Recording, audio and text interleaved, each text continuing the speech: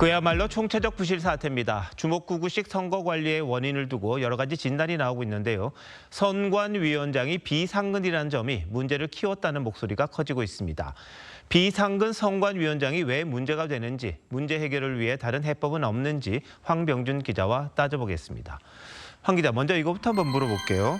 선관위원장이 왜 비상근입니까? 대법관이 선관위원장을 겸직하는 관례 때문입니다. 대법관이 법원 업무와 병행해야 하니까 선관위 일만 할 수 없게 된 데 따른 결과가 비상근입니다. 그러면 대법관이 겸직하는 관례 왜 생겼을까요? 바로 선거 관리의 중립성과 공정성을 보장한다는 이유에서 만들어졌습니다. 시작은 1960년으로 거슬러 올라갑니다. 3.15 부정선거를 계기로 이승만 정권이 무너지고 만들어진 제2공화국 헌법에 그 정신이 담겼습니다. 선관위원장을 대법관인 선거위원 중에서 호선한다고 규정한 건데요. 내무부 아래 선거위원회를 두고 대통령이 위원을 위촉하던 과거와 달리 공정한 선거 관리를 위해 행정 권력의 관여를 배제한 겁니다. 아직도 대법관만 겸직이 가능합니까? 아닙니다. 1987년 만들어진 현행 헌법엔 어디에도 대법관이 해야 한다는 얘기는 없습니다. 대통령과 국회, 대법원장이 지명한 선거위원 중에 위원장을 호선하도록 규정할 뿐인데요. 하지만 대법관 겸직은 관행처럼 유지되고 있습니다. 노태악 전 선관위원장부터 권순일, 양승태 등 전임 선관위원장은 전부 대법관 또는 대법원 판사들이 맡아왔습니다.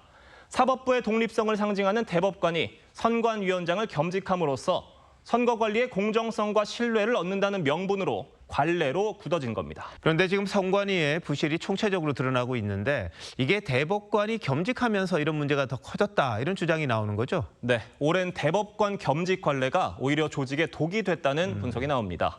선관위에 출근을 안 해도 되다 보니까 실질적인 조직 장악력이 떨어지고 기강 확립은 어려워졌다는 거죠.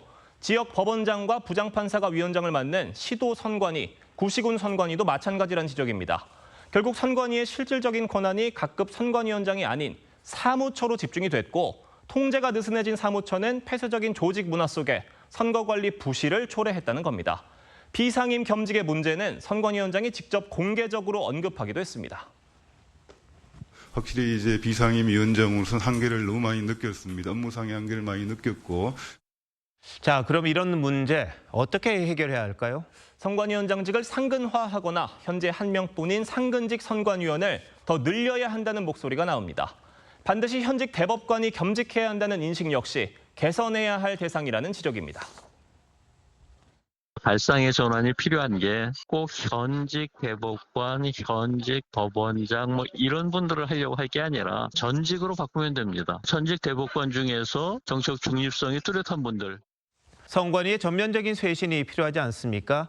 근데 그것보다 더 먼저 중앙선거관리위원장을 포함해서 조직 전체의 책임성이 좀 더 강화되어야 하지 않을까, 그런 생각이 좀 드네요. 황 기자, 잘 들었습니다.